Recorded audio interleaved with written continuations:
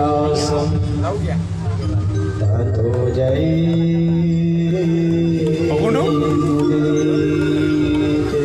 पकड़ो क्या ले? ओम नमो भगवते तुभ्यं वासुदेवाय धीमहि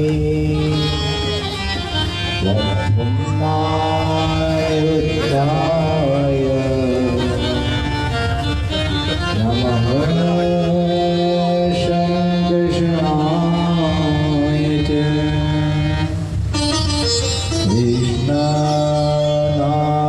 कृष्णनारायणं वन्दे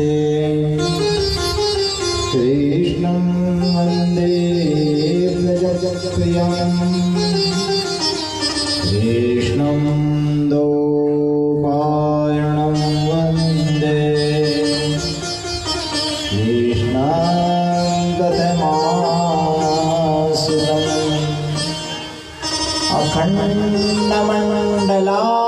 अखण्डमण्डलाकारं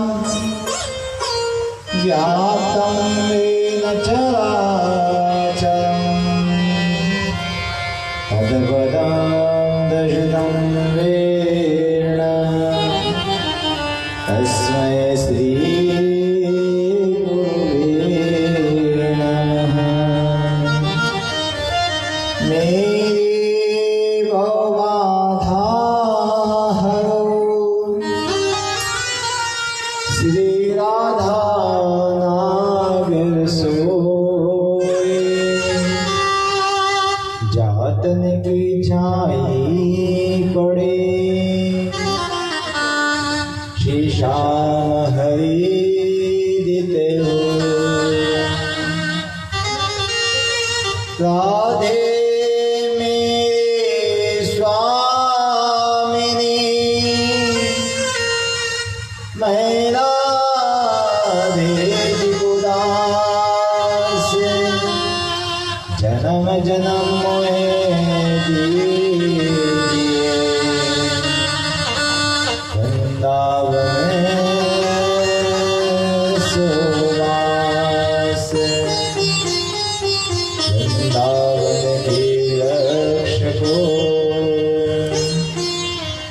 मर्म न जाने को डाल डाल रस पात पात श्री राधे राधे हो बरसाने की राधिका नंद गाँव के श्याम इन दोनों के चरण में कोटि कोटि प्रणाम सब द्वार को छोड़ के मैं आयो तेरे द्वार हे विश्वान के लाडली निक मेरी ओ निहार मंदिर में रहते मोहन कभी बाहर भी आया जाया करो मैं तेरे घर पे आता हूँ कभी मेरे घर आया जाया करो अक्सर करे न चाकरी पंछी करे न काम दास मनों को आ गयो दाता जय श्री श्याम दाता जय श्री श्याम।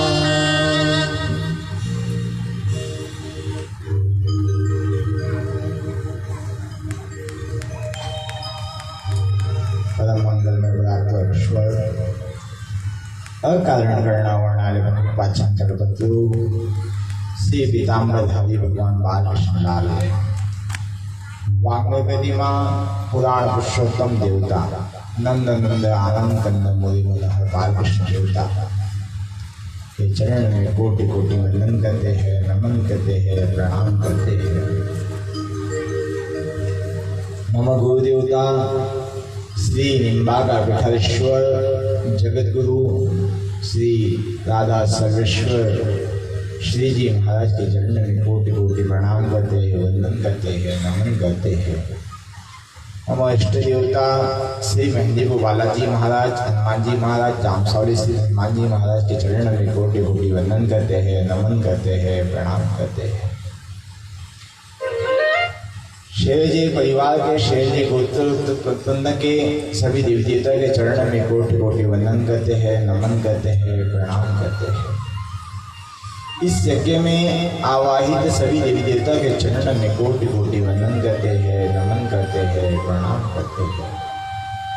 शेरजी परिवार के सभी पितृ देवता को के चरण में कोटि कोटि वंदन करते हैं, नमन करते हैं, प्रणाम करते हैं।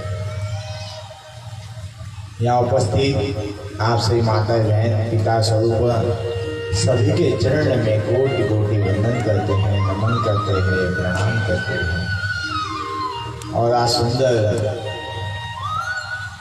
हमारे मुख्य जजमान लक्ष्मण लाल जी शेर जी के द्वारा इस सुंदर भगवत कथा का शेर जी परिवार के द्वारा सुंदर भगवत कथा का रसपान करते हैं महाराज कि भागवत जी महाराज कृष्ण कन्हैया लाल हनुमान जी महाराज इस परिवार पे आए हुए सभी संकट को दूर करे, शुभ आशीर्वाद की प्राप्ति करावे और प्रेत बाधा से निवृत्ति करावे। इसीलिए सुंदर भागवत जी कथा का श्रवण करते हैं, प्रथम दिवस के मगर श्रवण कहते हैं। आइए भागवत कथा श्रवण से पहले हरि संकीर्तन का सहारा लेते हैं, उसके कृष्ण कथा का श्रवण करते हैं।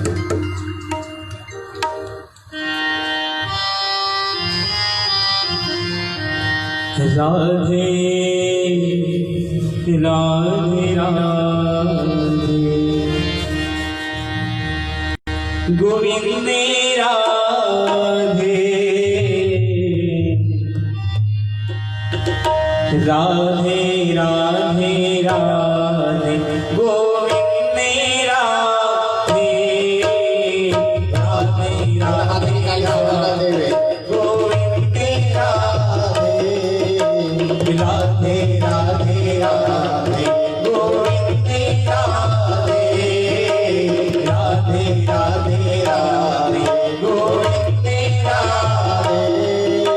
राधे राधे राधे गोविंद राधे राधे राधे राधे गोविंद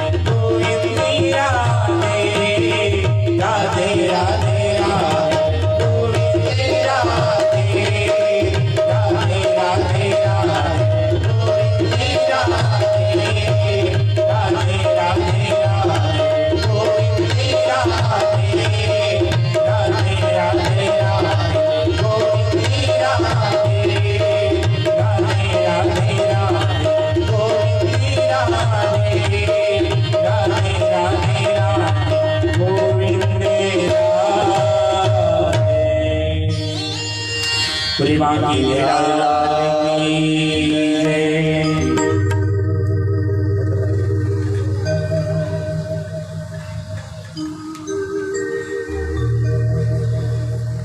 बोले कृष्ण कन्हैया लाल की जय। जय जय श्री राधे, जय जय श्री राधे, जय जय श्री राधे श्याम। सुंदर आज मोहपा नगर में शेरजी परिवार के द्वारा हमारे लक्ष्मण लाल जी के द्वारा इनके सुख परिवार के द्वारा आज भागवत जी का आयोजन कथा इस नगर में इस स्थान पे इस भूमि पर हो गया महाराज। सुंदर आयोजन। आप सभी बहुत भाग्यवान हैं जो भागवत की कथा एक बानी, दो बानी, तीन बानी, अनेक अनेक बार श्रवण करते हैं महाराज। बहुत भाग्यवान। कहा गया है भाग्य उदय बहु जन्म समझ देना सत्संग। सत्संग करने के लिए भाग्योदय होना चाहिए। जब हमारा भाग्योदय होता है ना तो भागवत कथा में श्रवण में रुचि हो पाती है, अन्यथा नहीं हो पाती महाराज। महाराज ये भागवत जी कथा क्या है और क्यों की जाती है भागवत जी कथा? बोले महाराज भाग्योदय बहु जन्म। जैसे आप अभी तक क्या है, एक वृक्ष है, हम क्या एक वृक्ष है और वृक्ष भी कैसा है, बस लता पत्ते लगे हुए, परिवार आया हुआ है, फल फूल है, रोज का भोजन करवाते हैं, भोजन करते हैं और अपने घर जाके शयन करते हैं महाराज। इसी में हमारा जीवन चले जा रहा है मालगाड़ी की तरह है। रेलगाड़ी देखा है क्या आप लोगों ने? बस एक तरफ से आती है, फिर दूसरी तरफ जाती है, दूसरी तरफ से आती है, कोई तीसरी तरफ जाती है। आना जाना लगा हुआ, इसका जीवन का कोई मतलब ही नहीं है। किसके लिए आ रही है उसे ये नहीं मालूम, किसके लिए जा रही है ये नहीं मालूम। वैसे हमारा जीवन है महाराज, इसी का नाम जीवन। बस सुबह उठना है, पति की सेवा करना है, परिवार की सेवा करना है, भोजन बनाना है, भोजन करना है, शयन करना है, इसी यही कार्य में हम लगे हुए। दो रोज का रोजमर्रा का यही कार्य है। लेकिन आज ये शेरजी परिवार के द्वारा जो भागवत जी कथा का आयोजन हुआ है, इससे आपका, इस परिवार का, इस आयोजनकर्ता का और जो कथा श्रवण कर रहा है और जो कथा में तन मन धन से सहयोग कर रहा है, उन सभी का कल्याण के लिए भागवत जी कथा का आयोजन यहाँ पे हुआ महाराज। महाराज एक जन्म नहीं अनेकानेक जन्म जब बीत जाते हैं तो भागवत जी कथा हो पाती है। एक हमने ऐसे बड़े बड़े सेठ जी देखा कि करोड़ों रुपए की संपत्ति, अरबों की संपत्ति है, लेकिन भागवत जी कथा नहीं करा पाते। भाग्य में नहीं है, क्या कराएंगे महाराज? भाग्य भी तो होना चाहिए करने के लिए। तो महाराज इसी प्रकार से आज भागवत जी कथा आप जो श्रवण करेंगे आज से 7 दिन तक का, इसमें एक विशेष बात का ध्यान रखें, इसको आनंदित होकर श्रवण करें, इसका खूब आनंद लेवे और आनंद के साथ साथ मनोरंजन की दृष्टि से इस कथा को न सुने। आनंद लेवे लेकिन मनोरंजन करना है ऐसा नहीं, घर में काम नहीं है तो भागवत जी कथा में जा रहे ऐसा नहीं सुनना है। कथा सुनना है आनंद की प्राप्ति के लिए। यह जो भागवत जी कथा है ना, आनंद की कथा है। हमारे कन्हैया कृष्ण कन्हैया लाल जो है वो आनंदित देवता है। नंद नंद आनंद कंद मुनि मनोहर।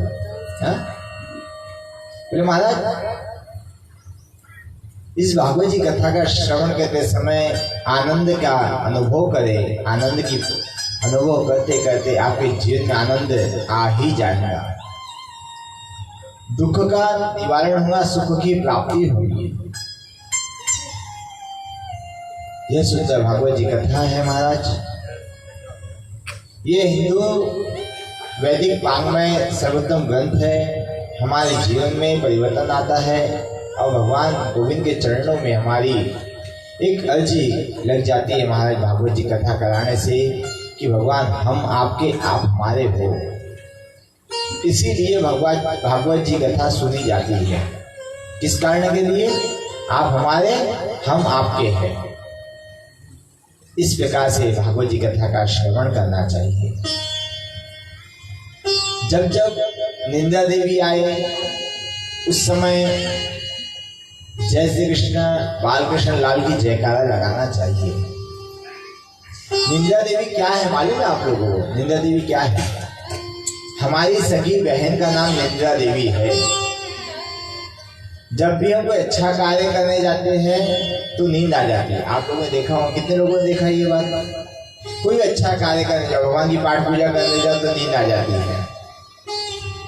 और भोजन बनाते समय नींद आती है किसी को? क्या नहीं आती। पैसे कितने समय आती है? क्या नहीं आती। भोजन करते समय नींद आती है? क्या वो भी नहीं आती महाराज। लेकिन पूजा पाठ करने गए मंदिर में, देवालय में, 2 अगरबत्ती लगाए, नींद आ जाती है। तो ऐसा क्यों? क्योंकि हम जिस माँ के गर्भ से जन्म लेते हैं उसी माँ के गर्भ से हमारी बहन का जन्म होता है। उसका नाम है निंदा देवी। वो अच्छे कार्य करने नहीं देती।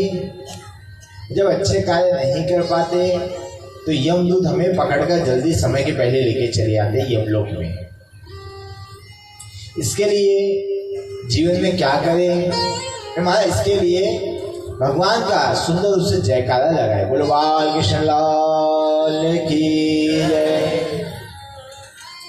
ये जयकारा लगाने से आपके पास में निंदा देवी नहीं आएंगी, नींद नहीं आएंगी। और आई हुई रहेंगी ना तो पड़ोसी की भी भग जाएंगे, है ना? लेकिन कब जयकारा लगाएंगे तब। फिर महाराज आगे जाकर कथा का श्रवण करते हैं। सच्चिदानंद रूपाय विश्वोत्पत्त्यादि हेतवे तापत्रय विनाशाय श्री कृष्णाय वयं नमः।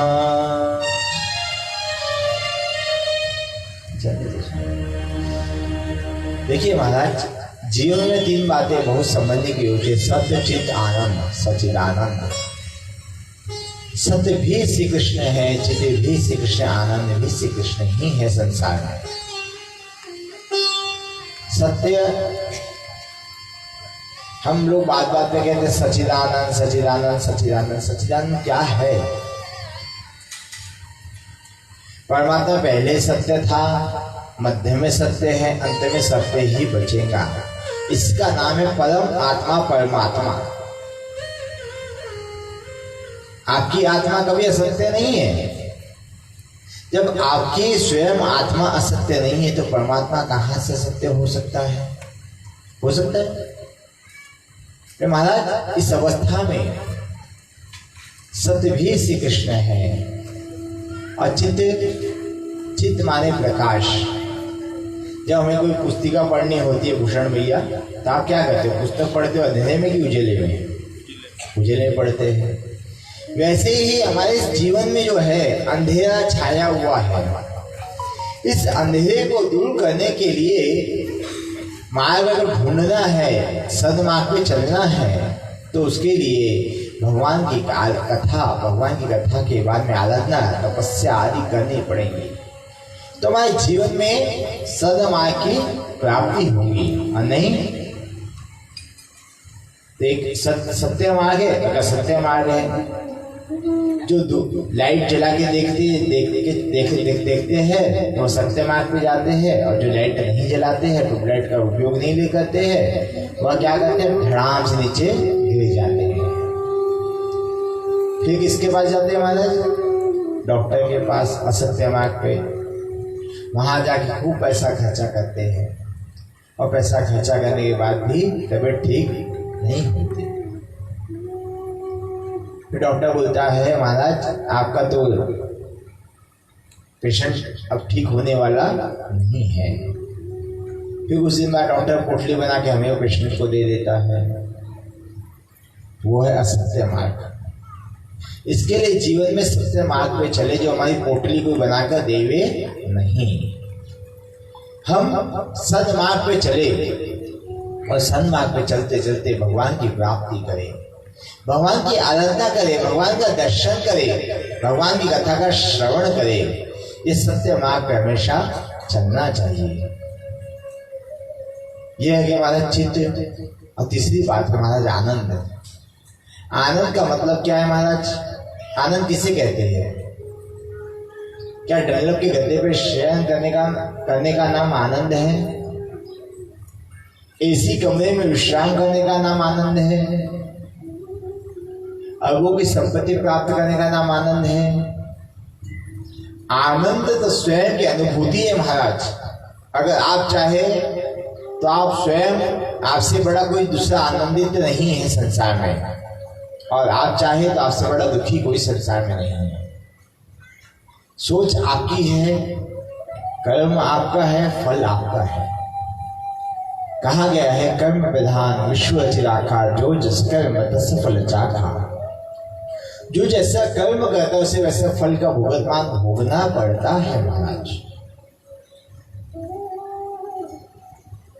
आपने देखा होगा जीवन में सुख का उल्टा दुख है, सुख का उल्टा दुख, लेकिन आनंद का उल्टा कुछ नहीं है।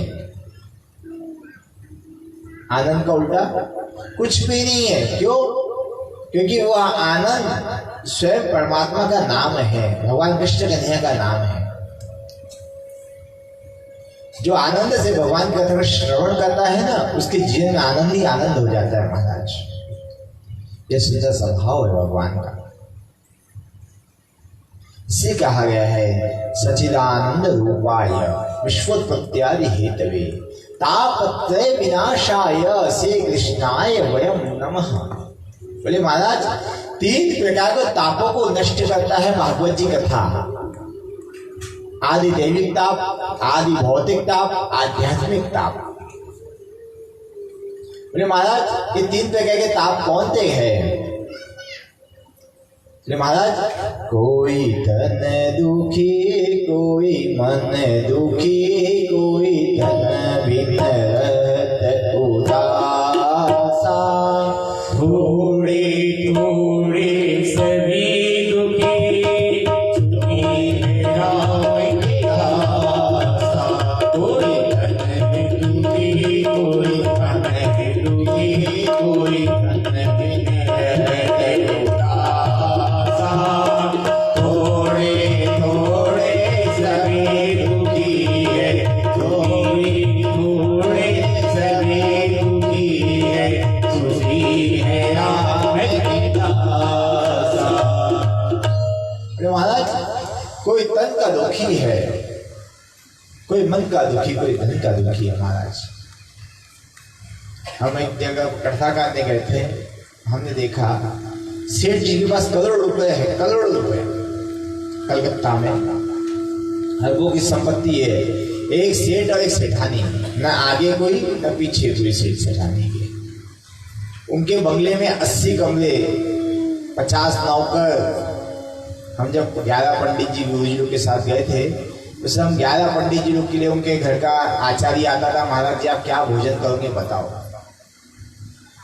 हमने बोल दिया हम ये करेंगे, तो वह भी केसर डाल के सब्जी बना के लाता था, ऐसे सेठ, लेकिन दूसरों को खिलाते थे महाराज। क्यों? क्योंकि तन के दुखी थे। एक दिन हमने उनसे कहा, क्या सेठ जी क्या भोजन कर रहे हो बताओ। फिर महाराज, लिखा के नहीं लाया भोजन करने का, करवाने का लिखाया हुआ है। 50 नौकर घर में भोजन कर रहे हैं, घी खा रहे हैं, मेवा खा रहे हैं, मिष्ठान खा रहे हैं, सब खा रहे हैं, लेकिन सेठ और सेठानी कुछ भी नहीं खा पा रहे। क्यों? क्योंकि बोले महाराज, हमने उनसे कहा क्या कर रहे हो भोजन? बोले महाराज रूखा सूखा हल्का खा रहा हूँ, और घी चुपड़ कर खा लूंगा तो पेट प्रेशर हाई हो जाएगा। सब्जी ज्यादा तेल की खा लूंगा तो हार्ट अटैक आ जाएगा। तो ऐसे ऐसे सेठ है जो दुखी है महाराज। तो सुखी कौन है? हम है स्वयं। लेकिन हम भी क्या करते हैं? अपने आप को दुखी मानते हैं। अपने पति को बोलते हैं हम दुखी है, पत्नी को बोलते हैं हम दुखी है, पिता बोलता है पुत्र को बेटा मैं बहुत दुखी हूँ, बस। अरे सुखी तो बहुत हुआ, आपको आनंद लेना नहीं आ रहा। ये हो गया हमारा तन दुखी। एक हमारा मन दुखी कैसा होता है? करोड़ों रुपए अरबों रुपए है, पिताजी सोचते थे अच्छे खानदान में बेटे का सम्मान करूंगा, अच्छे परिवार से बहू लाऊंगा। अब बेटे ने क्या कर लिया महाराज? घर की काम वाली बाई की लड़की को लेकर घर में आ गया कोर्ट मैरिज कर। अब सोचो आप सुखी हो कि जिसने काम वाली बाई लाया उसके पिता सुखी है, उसकी माता सुखी है। सोचो हा? ये हो गया महाराज मन दुखी। और एक तो होता है महाराज धन दुखी। धन बिन रहत उदास। बड़ी बड़ी बिल्डिंग बनाते हैं, बड़े बड़े मॉल बनाते हैं, बड़े बड़े भवन बनाते हैं और सुबह से शाम तक मजदूरी करते हैं महाराज। आप हम जैसे लोग मजदूरी करते हैं। जीवन एक ऐसी स्थिति में डाल देते कि अगर नजर हटी और दुर्घटना घटी। ऐसे ऐसे हम कार्य करते हैं और शाम के समय जब पेमेंट मिलती है तो क्या मिलती है हमारे? 200 रुपये रोज, 300 रुपये रोज, 400 रुपये रोज। और जो कुछ नहीं करते ऐसी कभी विश्राम करते महाराज लाख रुपये कमा रहे। लेकिन ये आपका 200 रुपये, 400 रुपये, 500 रुपये रोज है ना, रोज ही है ना। ये 200 नहीं है, इसको 2 लाख रुपये रोज मानो, 2 लाख मानो, क्योंकि आपकी मेहनत का कमाए धन है। इसके द्वारा आपके वंश में सुख और शांति रहेगी। और जो आज 2 लाख रुपये कमा रहा है ना, वो आज तो सुखी रहेगा, लेकिन कल आने वाला बहुत दुखी रहेगा महाराज। आज सुखी रहेगा। ये हो गया महाराज धन दुखी। और थोड़े थोड़े सब दुखी, सुखी है राम के दास। बोले महाराज संसार में कौन सुखी है? संसार में कौन सुखी है? बोले जो भगवान की सेवा करे, भगवान की पाठ करे, भगवान की पूजा करे, वही संसार में व्यक्ति सुखी है। भगवान की बस एक नियम बनाओ, 24 घंटे में 1 घंटा भगवान के लिए निकालो, परमात्मा के लिए निकालो। आप भगवान के लिए 1 घंटा निकालोगे ना, तो भगवान आपके लिए 23 घंटे समय निकालेगा। आपको क्या लगता है? क्या आप चल पाते हो? गाड़ी आप चला लेते हो? जब तक वो सूर्य नारायण भगवान आप में सद्बुद्धि नहीं देंगे ना, तब तक कुछ नहीं कर सकते। उसके चाहे भगवान के चाहते बिना भी एक पान का पत्ता भी नहीं हिलता है महाराज। हमारा जीवन कैसे चलता है? हमारा परिवार कैसे चलता है? हमारे परिवार में सुख की प्राप्ति कैसे होती है? और दुख भी मिलता है तो हमारे प्रारब्ध से मिलता है। कोई ऐसे जाने अनजाने में कर्म हो जाते हैं जो दुख हमें दे देते हैं। जीवन में इस मनुष्य जीवन भगवान ने दिया है आपको, बहुत धन्य हो आप सभी कि मनुष्य जीवन में भगवान ने आपको खाना सिखाया, बोलना सिखाया, देखना सिखाया, सुनना सिखाया, चलना सिखाया, कार्य करना सिखाया। हर चीज भगवान ने सिखाई आपको। हर चीज का आनंद लेने के लिए भूमि पे आपको भेजा है। तो ये इसीलिए नहीं भेजा है कि खूब कमाओ धन, खूब खर्चा करो और भगवान की पाठ पूजा मत करो। इसके लिए भगवान ने भेजा नहीं है। अपने द्वारा सदक मार्ग पे चलो, अपने द्वारा भगवान की कथा का श्रवण करो, अपने द्वारा मित्र मंडली के द्वारा, परिवार के द्वारा अच्छे मार्ग पे चलो। आपके घर में शादी है, ब्याह है, आप लोग खूब पैसा ऐसा ऐसा उड़ाते हो महाराज। 10-10 के नोट की बंडल, थोड़ी सी दारू पी लेते हो और फिर बस हाथा मारी सटक नहीं हो महाराज। तो भी क्या चल रहा है? मैं झुकूंगा नहीं बोले। हाँ, अरे मत झुक भैया। लेकिन कम से कम भगवान के मंदिर जाने के बाद तो भगवान से हाथ जोड़ ले। हा? जब व्यक्ति भगवान के सामने हाथ नहीं जोड़ता है तो भी उसे भगवान सुख देते हैं, उसके बाद धन देते हैं, दौलत देते हैं, सुख देते हैं, शांति देते हैं। अगर भगवान की पूजा करें तो भगवान हमें क्या देंगे सोचो। इतना सा भी आपको कांटा भी छूटने नहीं देंगे, इतना सा भी। आज सुबह आपने शुभ यत्न में देखा एक चीज, धूप निकल गई, सर पे आ गई धूप, छोटी छोटी बेटियां कन्याएं काका जी भागवत जी को लेके चले तो काका जी से पूछो कांटा भी चुभा क्या है? कांटा भी नहीं चुभा, कंकर भी नहीं चुभा, धूप से पैर भी नहीं जले क्या भाई? क्यों? कि भागवत जी ठाकुर जी उनके साथ थे। ऐसे पवित्र भूमि में बैठकर आज शौनक ऋषि बड़ी बड़ी उम्र है, उस बीच में सूत जी महाराज का आगमन हुआ और सूत जी महाराज का आगमन होने के बाद में ऋषिजन, गुरुजन, वहां जो बैठे हुए संत महात्मा मंडली थी वह सभी जन खड़े हो गए। आइए महाराज आपका स्वागत है, आइए आपका स्वागत है। महाराज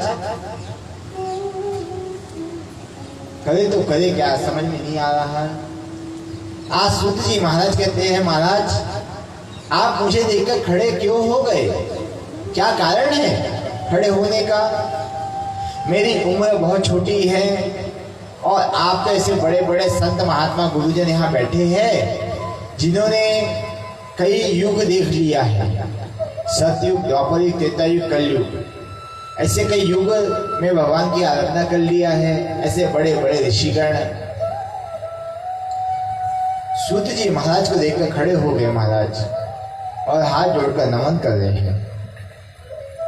जब सूत जी महाराज ने कहा हे गुरुवर आप मुझे देखकर खड़े क्यों होते हो, वहां ऋषिगण कहते हैं महाराज धनवृद्धा बलवृद्धाश्च आयुवृद्धा तथैवश्च ते सर्वे विज्ञानवृद्धाश्च किंकरा शिष्य किंकरा।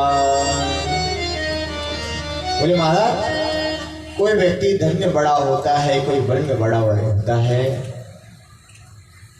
बोले महाराज जो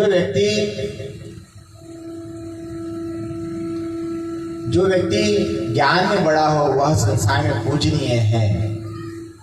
इस प्रकार सूत जी महाराज कहते हैं, सूत जी महाराज ऋषिजन कहते हैं महाराज सूत जी महाराज हम धन से बड़े नहीं है, सिर्फ उम्र से बड़े हैं, लेकिन आप कैसे हो?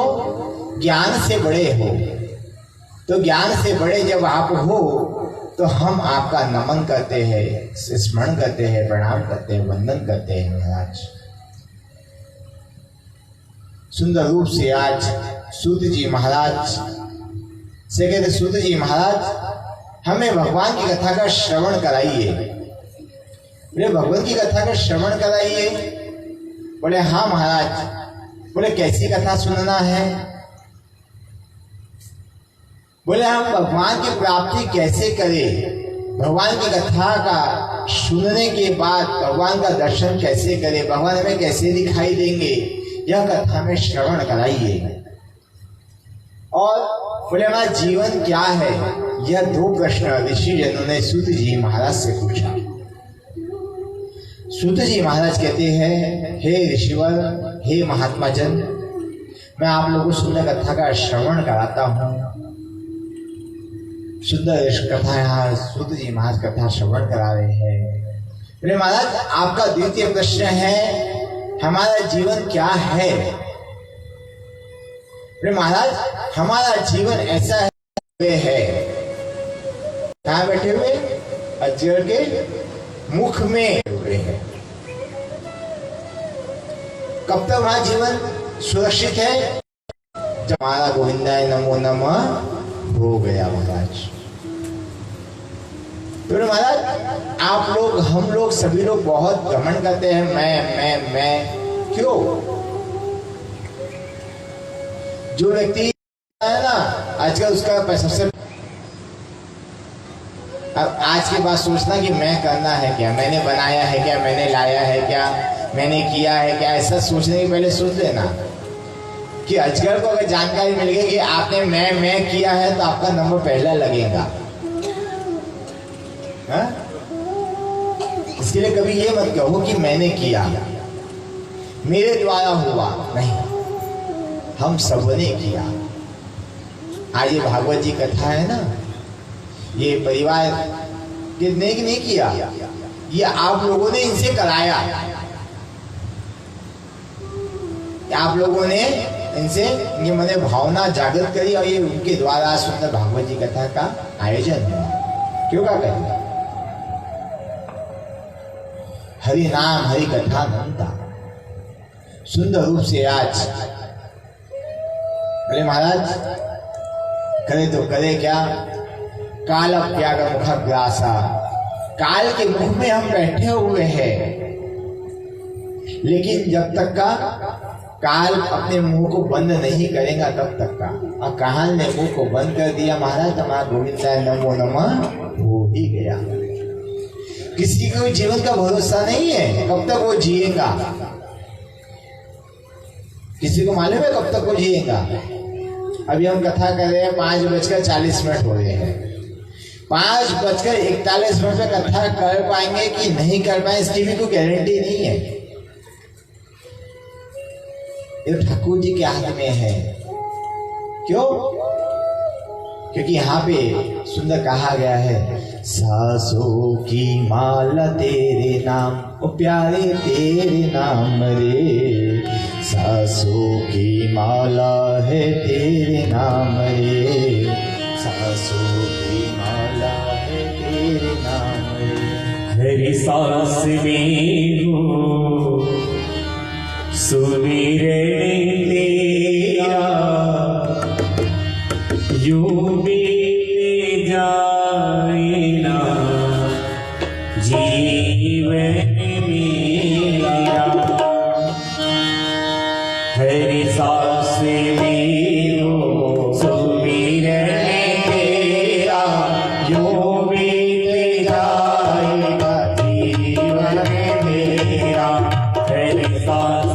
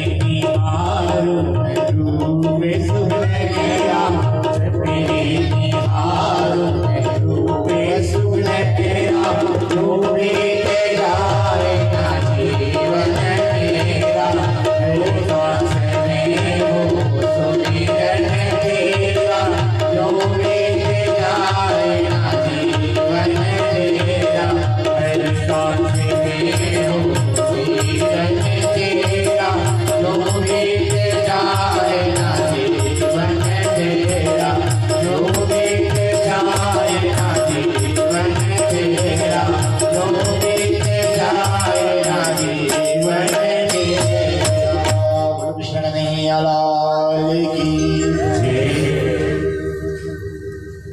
सुंदर रूप से आज क्या भरोसे इस संसार में आए हैं, कब चले जाएंगे कोई भरोसा नहीं है महाराज। इनका सुंदर भाव है, आंखों की पलकों से, खिड़की की पलकों से। हे भगवान, जो खिड़की या खोलूंगा तो आपका दर्शन आपका होना ही चाहिए। भगवान से विनती करो, प्रार्थना करो कि भगवान खिड़की जब खोलूं ना आप मेरे सामने खड़े रहे, बस मैं आपका दर्शन करूं, आपका पूजन करूं।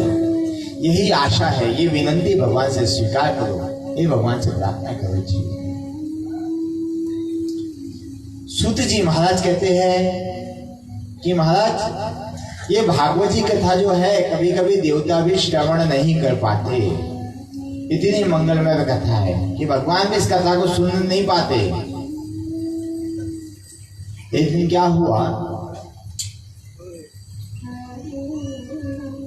एक बार देवता को पता चला कि राजा परीक्षित जी महाराज को शुक्राचार्य जी महाराज अमृत रस पिला रहे हैं। उस अमृत कथा का सुनने के लिए देवी देवता दैत्य लोग सूत जी महाराज के पास में गए और सूत जी महाराज कहने लगे, भगवान हमें कथा का श्रवण कराइए, कथा का श्रवण कराइए। सूत जी महाराज कहते हैं, महाराज इस कथा का श्रवण करना है ना, बोले महाराज भगवान ब्रह्मा जी के पास में रहिए, भगवान ब्रह्मा जी के पास में जाइए। सभी ऋषि मुनि महात्मा जन गुरुजन देवी देवता दैत्य लोग भगवान ब्रह्मा जी के पास में गए। भगवान ब्रह्मा जी से कहा कि भगवान ब्रह्मा जी महाराज यह भागवत जी कथा हम क्यों नहीं सुन सकते, क्या कारण है? कथा लोके मणिमाणनम। बोले महाराज ये भागवत जी कथा क्या हम नहीं सुन सकते? ब्रह्मा जी ने बोला कि आप कौन कौन है अपना अपना परिचय दीजिए। तो एक तरफ देवता खड़े हैं कतार लगाकर और एक तरफ दैत्य लोग खड़े हैं। दैत्य लोग बोलते हमें कथा सुनाइए और देवता बोलते हमें कथा सुनाइए। कथा तो एक ही है, सुनना है तो मिल बांट कर सुन लीजिए। लेकिन दोनों में एक बोलते हैं कि हमें सुनाइए, सर्वप्रथम हमें सुनाइए। तो दोनों में युद्ध छिड़ गया। बोले भागवत जी कथा के युद्ध हो रहा है, युद्ध नहीं होना चाहिए। तो ब्रह्मा जी ने कहा देवी देवता से दैत्य से कि जाओ इस संसार के जितने सुख साधन है ना उस सब सुख साधन को लेकर आओ। देवी देवता गए, दैत्य लोग गए, सब सुख साधन को लेकर आए। अब सुख साधन को ला लिए, ब्रह्मा जी के पास दे दिया। ब्रह्मा जी ने तराजू लिया और तराजू में एक पल्ले में जीवन के सब सुख साधन जो लाए थे दैत्य ने और देवताओं ने, उस पल्ले में सुख साधन को रख दिया। एक में सुख साधन सत एक पल्ले में रख दिया महाराज। दूसरे पल्ले में क्या किया ब्रह्मा जी ने, सिर्फ भागवत जी कथा जो है, ये जो भागवत जी का वांग में स्वरूप है ना जिसको आपने इसमें मस्तक पे रखा था, इसी भागवत जी कथा को दूसरे पल्ले में रख दिया और तोलना शुरू कर दिया। अब जिस पल्ले में ज्यादा वजन होगा वह नीचे झुकेगा कि ऊपर उठेगा? नीचे झुकेगा। बोले महाराज एक ग्रंथ है, एक भागवत जी है, एक है परमात्मा, एक पल्ले में रखा हुआ है और जीवन के सुख दुख जो है हमारे मन रूपी चिंता रूपी यह सब दूसरे पल्ले में रखे हुए हैं।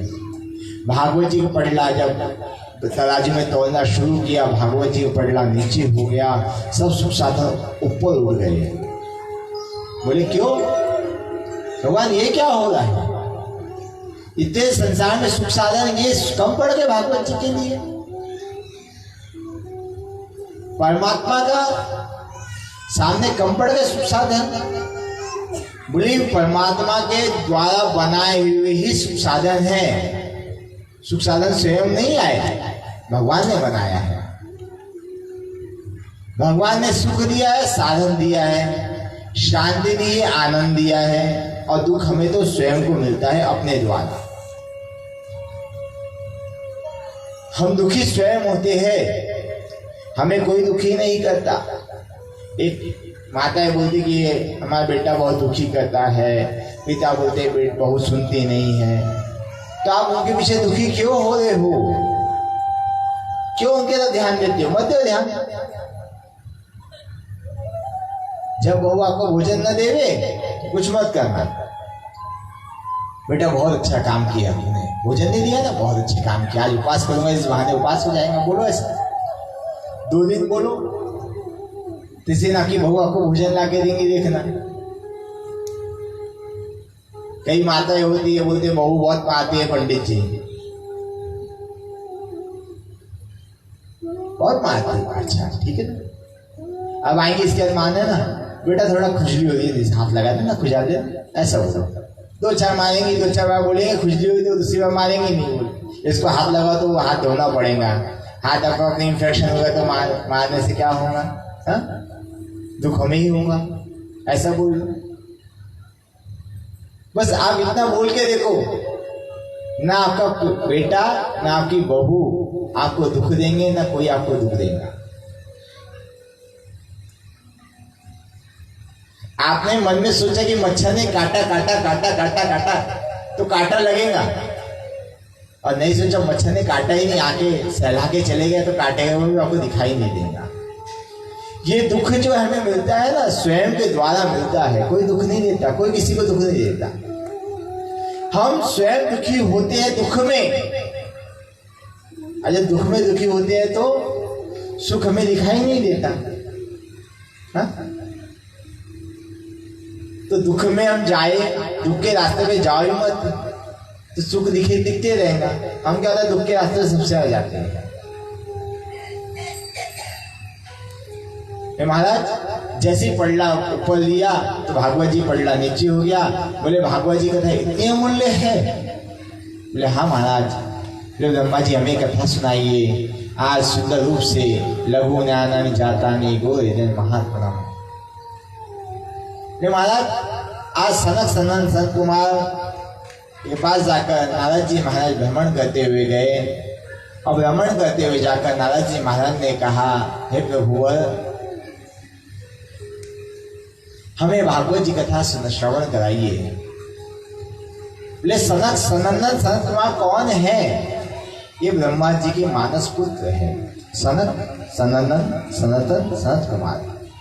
यह ज्यादा घूमते नहीं, इनकी विशेषता है ज्यादा घूमते नहीं है, और नारद जी की विशेषता है इस जगह बैठते नहीं है। तो महाराज भागवत जी कथा श्रवण कराइए।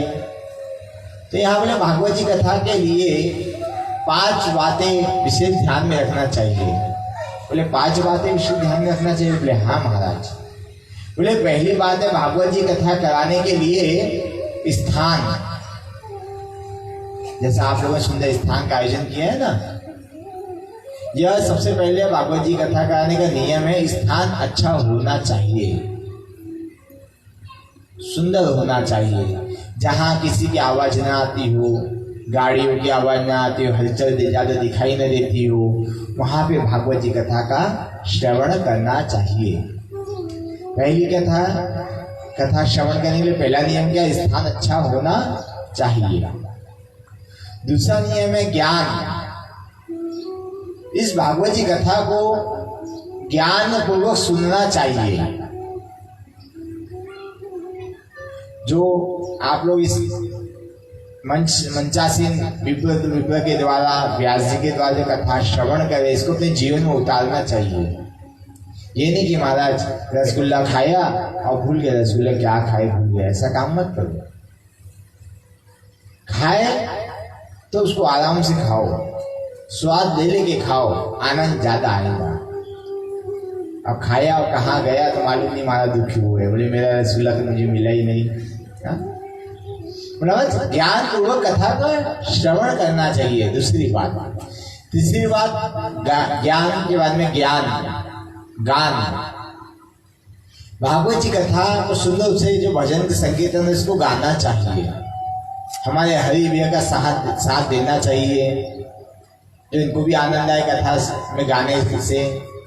में गाने से। बोले महाराज चौथी बात ध्यान पूर्वक कथा का श्रवण करना चाहिए।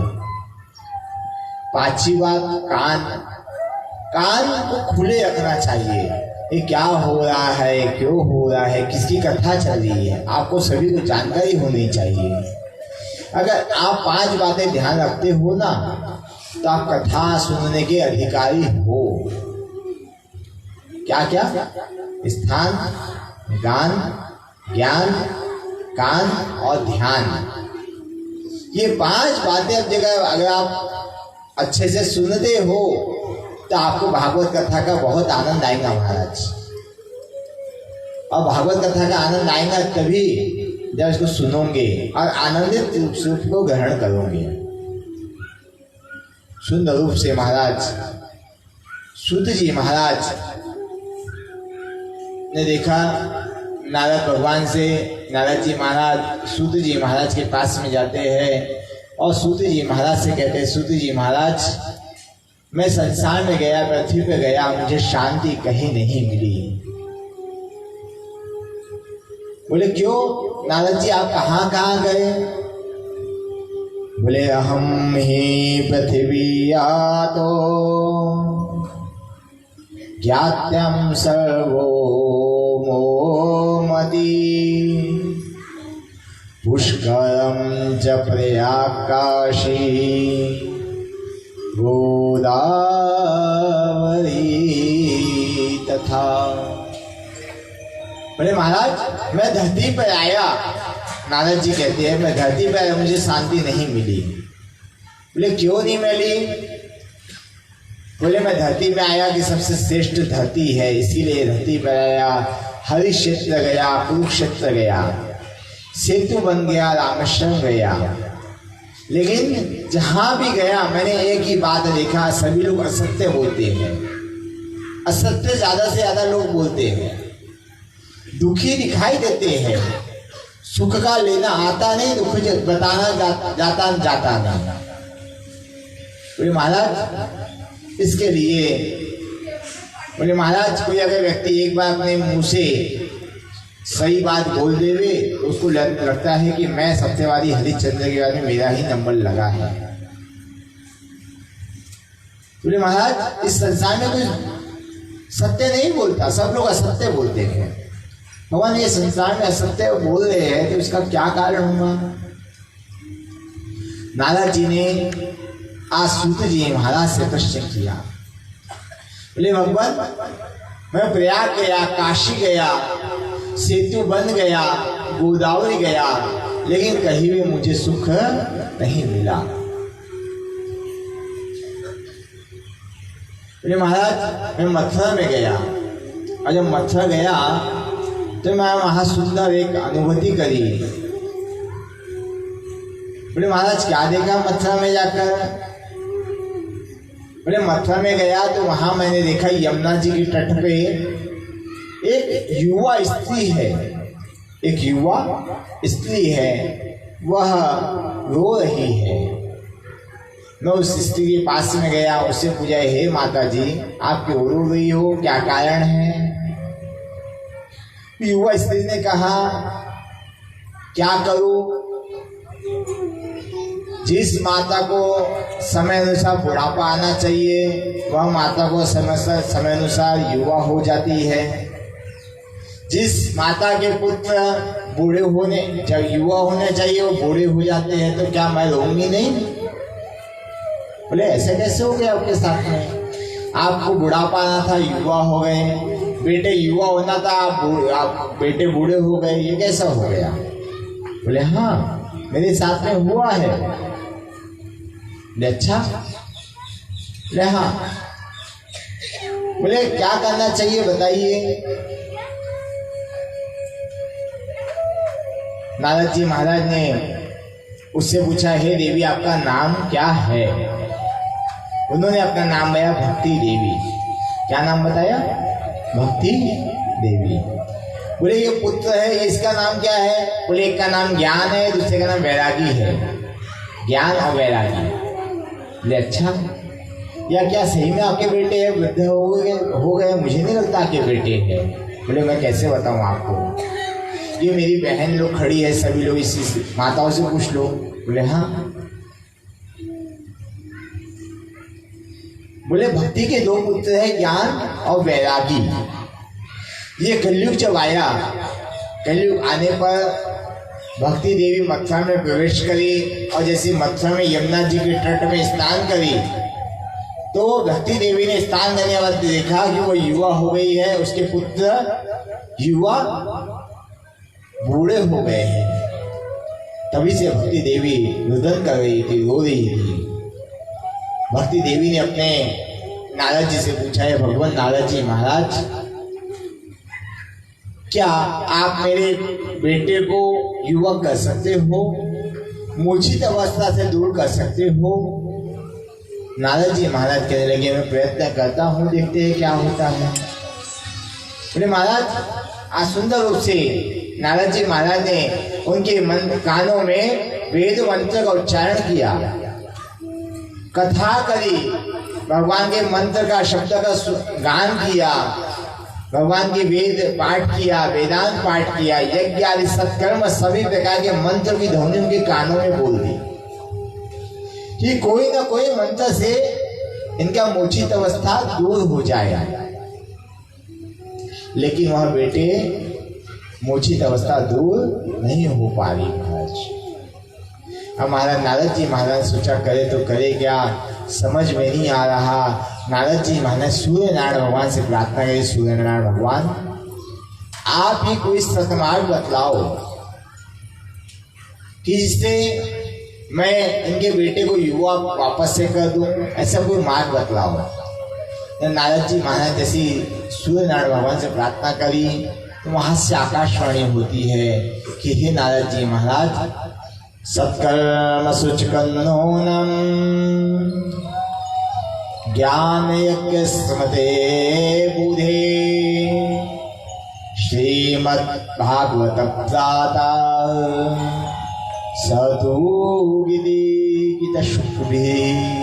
महाराज, ऐसा कुछ सत्कर्म करो जिससे इनकी मूर्छित अवस्था दूर हो जाए। बड़े भगवान, मैंने बहुत सारे प्रयत्न करे लेकिन इनकी मूर्छित अवस्था दूर नहीं हो पा रही, क्या करना चाहिए? बोले महाराज, इस अवस्था में देह की कार्य है कि आप श्रीमद् भागवत जी कथा को इन्हें सुना दो। अगर आपने इनको सुना दिया ना, निश्चित रूप से इनकी मूर्छित अवस्था दूर हो जाएंगी। इनके जो पुत्र है ज्ञान और वैरागी, इनका बुढ़ापे से कष्ट से निवृत्त हो जाएगा, सुख की प्राप्ति हो जाएगी। बोले अच्छा महाराज। आज सुंदर रूप से नारद जी महाराज सनत कुमार से कहते भगवान, इनकी मूर्छित अवस्था दूर करने के उपाय बताइए। सनत कुमार जी महाराज कहते हैं भगवान, मूर्छित अवस्था दूर करना है तो नारद जी महाराज आपको भागवत जी कथा करानी पड़ेंगी, और भागवत जी कथा कराने के लिए जजमान बनना पड़ेगा। पंडित जी की व्यवस्था तो चलो हो ही गई है। सनक सनन सत कुमार चारों बैठ गए व्यासपीठ पर। भगवान ब्रह्मा जी के पुत्र जो है व्यासपीठ पर बैठ गए, और नारद जी महाराज मुख्य जजमान बन गए, और मन में संकल्प लिया कि जो आज मैं भगवत जी कर रहा हूँ करूँगा, इससे भक्ति देवी के जो पुत्र है ज्ञान और वैरागी, उनका बुढ़ापा दूर हो जाए। इस प्रकार नारद जी ने संकल्प लिया। आपने संकल्प क्या लिया? सुख साधन की प्राप्ति हो जाए। सुबह कहा ना संकल्प में, हमारे घर में जो दिक्कत हो रही है, जो विपरीत बाधा हुई, उससे निवारण हो जाए, उनको सम्मान मिल जाए। यह जो भागवत जी हो रही है ना, आप सभी को ज्ञात होगा। पिछले गत दिनों में हमारे लक्ष्मण लाल जी शेरजी परिवार में बहुत दुखद घटना हुई है, जिसमें आप सभी ने साथ दिया इन्हें, और इन्हें जब आपने वो साथ दिया, उसी प्रभाव से आज यह भागवत जी कथा हो रही है कि जो भी व्यक्ति के घर से शांत होकर अशांत होकर देवता लोक में गया, यमलोक में गया है, उसकी मुक्ति के लिए यह भागवत जी कथा हो रही है। महाराज हमें विश्वास है कि इस भागवत जी कथा होने के बाद में सेज परिवार के मृतक व्यक्ति जी जो भी है, उनके जीवन में सुख और शांति आएंगी, उनके मोक्ष प्राप्ति होगी, विश्वास है।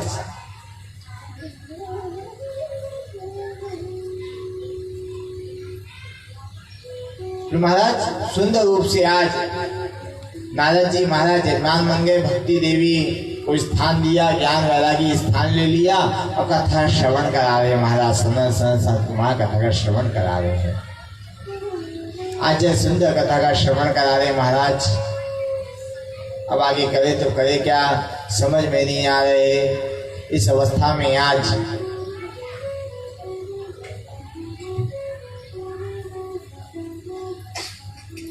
सुंदर रूप से आगे जाकर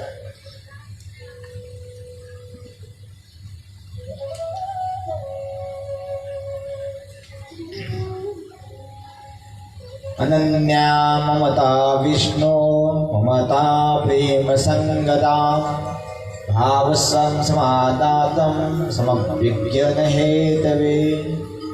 बोले महाराज आज सुंदर रूप से जब भागवत जी कथा श्रवण करा रहे हैं,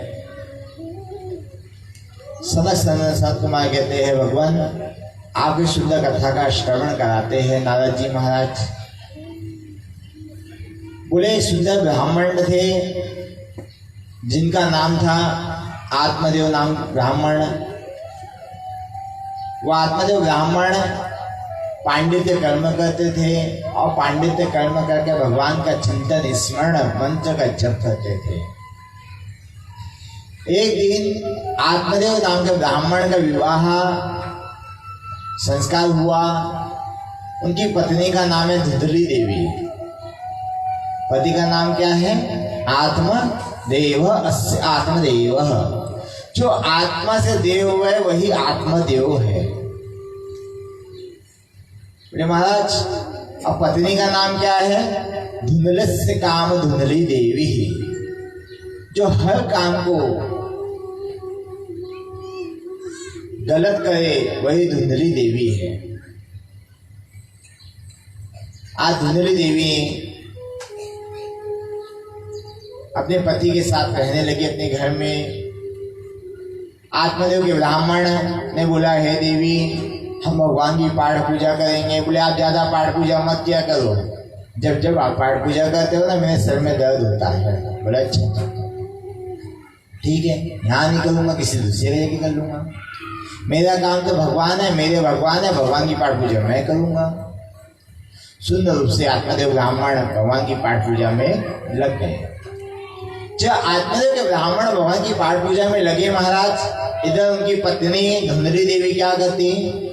आत्मदेव के ब्राह्मण जो थे भगवान की पाठ पूजा करने के लिए घर घर जाते, तो धुंधली देवी घर घर जाते उनके साथ साथ। और जहाँ पंडित जी जाकर पूजा कराते वहां धुंधली देवी जाकर कलह टूटी कलेश करते थे। ऐसा करते करते पंडित जी उनको लिख के जाना बंद कर दिया, साथ में लेना बंद कर दिया, घर में रखा। अब घर में रखा महाराज करे तो करे क्या? पंडित जी गए सुबह पूजा करने, अब पंडित जी आए बाहर, घर का झाड़ू निकाले, कचरा निकाले, पड़ोसी के घर में डाल देवे। पड़ोसी सोया हुआ था। एक दिन ऐसा हुआ पड़ोसी ने देखा तो मैं तो सोए रहता हूँ, मेरे घर के सामने कचरा आप आ जाता है, क्या हवा मेरे घर ही आती है? हाँ मेरे घर भी हवा आती है, आस पड़ोस में कहीं नहीं आती क्या? फिर देखिए पंडित जी घर की तरफ में, वहां तो साफ सफाई है। क्या बात है? एक दिन बस पड़ोसी ने क्या किया, खिड़की के दरवाजे से देखा कि कहाँ कौन कचरा डालता है।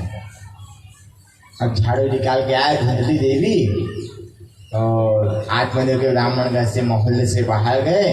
धुंधली देवी ने झाड़ू में इकट्ठा हुआ कचरा पड़ोसी घर में डाल दिया। अब जैसे ही डाला पड़ोसी ने देख लिया। अब पड़ोसन आई, आप ये कचरा उठाओ। बोले मैं क्यों उठाऊं, मैंने थोड़ा डाला है। बोले आप ने डाला है, मैंने देखा है। बोले क्या देखा है बताओ, कहीं प्रूफ है, फोटो है? बोले नहीं। बोले मैं तो झाड़ू निकाली नहीं होगी, मैं हाथ में देखो सुपड़ा है, झाड़ू है, जैसे कि वैसे ही है ना। सुपड़े में कचरा है ना झाड़ू में कचरा, देख लो। पड़ोसन ने खूब झगड़ा किया। धुंधली देवी ने खूब उसके साथ मटन मस्ती करी, झगड़ा करी। फिर पड़ोसी घर में डालना बंद कर दिया, अड़ोसी घर में डालना चालू कर दिया।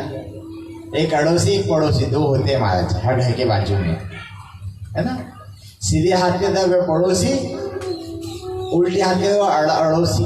अड़ोसी बोले तो अड़ा हुआ, हर बात पे अपनी अड़ जाता है। जैसे कंसला कैसा होता है, कहीं भी जा सकता है, तू जाता है, काम करके आ जाता है, डगमा के आ जाता है। अड़ोसी हरदम आपने देखा होगा, पड़ोस में जब भी रहता है ना तो पड़ोसी घर में जाके झगड़ा लड़ाता है अड़ोसी। और पड़ोसी जो होता है पड़ोस में जाके झगड़ा लड़ाता है। कुल मिला के हम ही गलत है। महाराज धुंधली देवी ने देखा, महाराज करे तो करे क्या इस अवस्था पे। बोले महाराज अड़ोस में तो डाल नहीं सकते, पड़ोस में डालते हैं, पड़ोस में डालते हैं, अड़ोस में डालते हैं। एक्सचेंज करते करते एक दिन दोनों ने सोचा कि धुंधली देवी जब डालेंगे उसका हाथ को पकड़ लेंगे। ऐसे बोले ने नीति तैयार करी। और जैसे हाथ पकड़ लिया, बोले देखो देवी आपके सुपड़े में कचरा। बोले हाँ। बोले है तो? बोले कचरा कहाँ डाली थी? बोले अभी डस्टबिन में डाली थी। अच्छा, आज पकड़ा गई तो सामने में डाली थी, नहीं तो अड़ोसी पड़ोसी घर में डालती थी। खूब झगड़ा करती महाराज अड़ोसी पड़ोसी से। आत्मदेव के ब्राह्मण घर आते तो अड़ोसी और पड़ोसी बोलते, महाराज ये जो आपकी पत्नी है ना, यह गंदा कचरा अपने घर से बाहर निकालती है, हमारे घर में डाल के चली आती है। पंडित जी ने बोल दिया आज के बाद झाड़ू निकालने की आवश्यकता नहीं है। धुंधली देवी खुश हो गई। झाड़ू निकालने के लिए सुबह 6 बजे उठना पड़ता था, और आज झाड़ू जब निकालना नहीं तो 8 बजे उठो, क्या काम का है। हाँ? धुंधली देवी खुश हो गई। आत्मदेव के ब्राह्मण पहले रोज जो अपना कार्य करते, भगवान की पाठ पूजा करते, झाड़ू निकाल देते, साफ सफाई कर देते और गौ सेवा करते।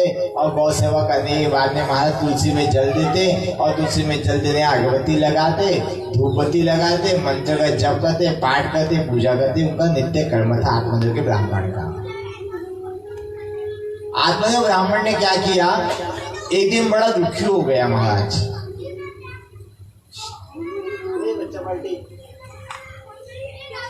मेरे पड़ोसी उल्टे हाथ कब से महाराज सुंदर रूप से आज आत्मदेव ब्राह्मण ने क्या किया, मन में सोचा कि बहुत दिन हो गए तपस्या करते करते, कोई दिन बहुत दिन हो गए सेठ किसी सेठ सेठानी ने बुलाया नहीं भोजन के लिए, क्या करे, क्या कैसा करे। जिसने मन में सोचा, आत्मदेव के ब्राह्मण ने उन्हें एक सेठ जी का न्योता मिला। सेठ जी ने कहा आत्मदेव पंडित जी महाराज अपने सपरिवार को लेकर मेरे घर में भोजन करने के लिए आना। आत्मदेव ब्राह्मण उनके घर गए सपरिवार के साथ में। अब सपरिवार बोले तो कौन है, एक पंडित जी महाराज, एक पंडिताई जी, जिनका नाम धुंधली देवी है वो पंडिताई है, और आत्मदेव के नाम ब्राह्मण है। अब दोनों जने भोजन करने के लिए गए। सेठ जी ने कहा आओ आओ आओ आओ, बैठो बैठो बैठो। सेठानी जी ने कहा क्यों आओ, क्यों आओ। बोले पंडित जी आए भोजन करने के लिए, आपने न्योता दिया है ना, भोजन करने बुलाया है ना। बोले हाँ बिल्कुल बुलाया है हमने तो। बोले ये नहीं आ सकते। बोले क्यों। बोले इसीलिए नहीं आ सकते क्योंकि मैंने इनको सब परिवार के साथ में बुलाया था। अब सब परिवार के साथ में बुलाया था, इसका मतलब क्या हुआ, सह परिवार का मतलब क्या होता है, जाके हमें पत्रिका आती है लिखी हुई, सब परिवार भोजन करने आना है शादी में, तो आप लोग क्या करते हो? छोटे से छोटा, मोटे से मोटा, सबको साथ में लेते हो, भोजन करने के लिए जाते हो, है ना? जाते हैं ना, जाना भी चाहिए। तो पंडित जी ने देखा कि आज भोजन करने जाना है, तो महाराज कैसे जाए, कैसे करे? पंडित जी ने अपनी पत्नी को लिया, भोजन करने के चल पड़े। और जब भोजन करने गए, सेठानी ने कहा, पंडित जी आप तो पंडिताई को लेकर आ गए, बाल गोपाल कहाँ गए आपके घर के? बोले क्या बताऊं सेठ जी, बाल गोपाल अभी हुआ ही नहीं है। अरे बोले पंडित जी आप पंडिताई नहीं करते बरोबर। सेठानी बोलती है पंडिताई नहीं करते बरोबर। बोले क्यों? बोले आपके घर में बाल गोपाल नहीं है।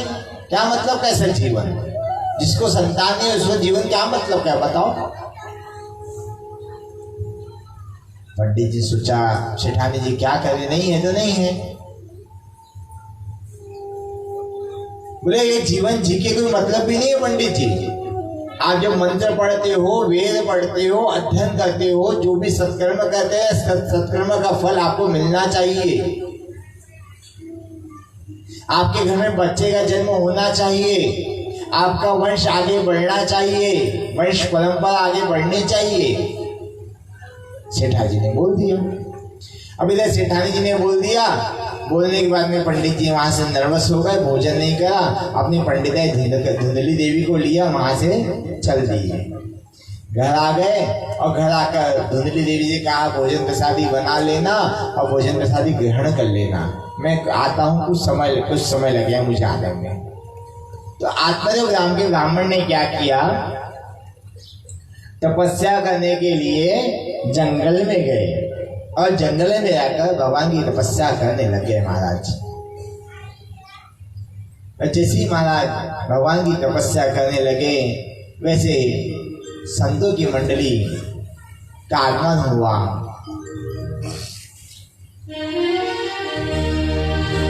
संतन के सगला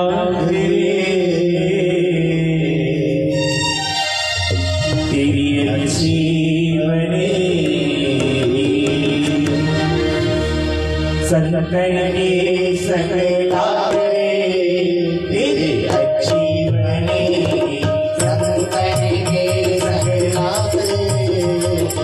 अच्छी बने, संतन के सगला अच्छी बने, संतन के सगला अच्छी बने, अच्छी बनेगी तेरी अकड़ी बनेगी, अच्छी बनेगी तेरी अकड़ी बनेगी, अच्छी बनेगी तेरी अकड़ी बनेगी, अच्छी बनेगी तेरी अकड़ी बनेगी, राम चरण गोरावरी तेरी अच्छी बनेगी, संतन के सगला तेरी अच्छी बनेगी, संतन के सगला तेरी अच्छी बनेगी।